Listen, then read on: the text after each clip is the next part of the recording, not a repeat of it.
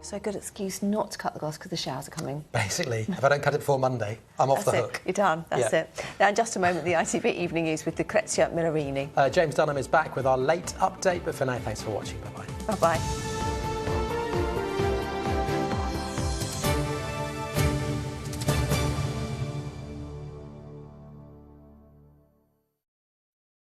This is a party election broadcast by the Labour Party. When I started looking at what's happening with Labour in recent times, obviously like only last year, one of the things on the manifesto was to cut waiting lists. And it really does feel like, okay, they've done what they said they were going to do. Back in 2018, I had a trauma accident whilst playing football, lost all connection in my leg. Obviously went straight into hospital to get it all checked out, and it was a very long process. You're kind of in this sort of backlog to get anything. So that kind of went on for about 4.5 years.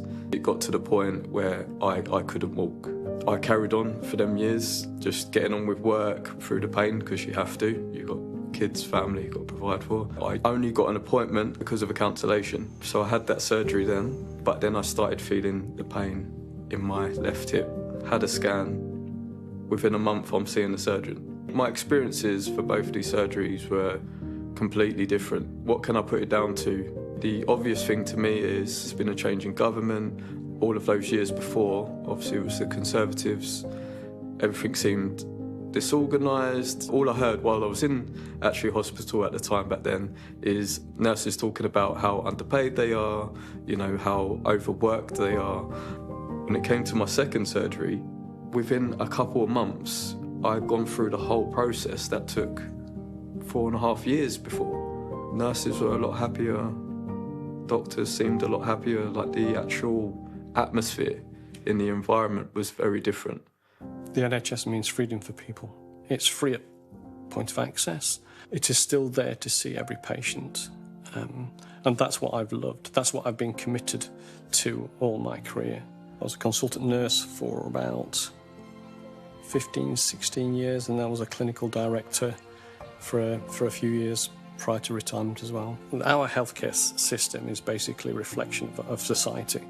So if you've got a stressed society, you've got a stressed healthcare system. When you've worked in the NHS for as long as I have, what we will find is that there seems to be this undulation of when a Conservative government with a different priority in power, then what we tend to get is a reduction in performance. Do you think the Tories can be trusted with the NHS ever again?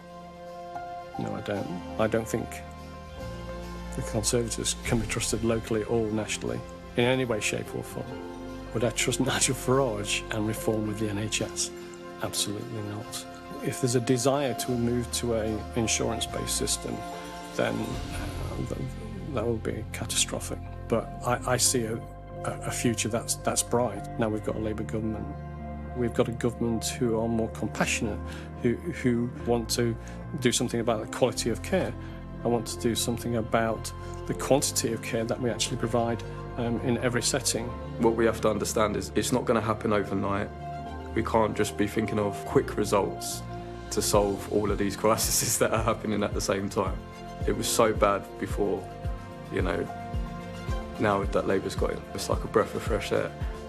It is so much more positive than it ever has been, at least for like the past 14, 15 years even. I feel like I'm living proof of it, yeah, definitely.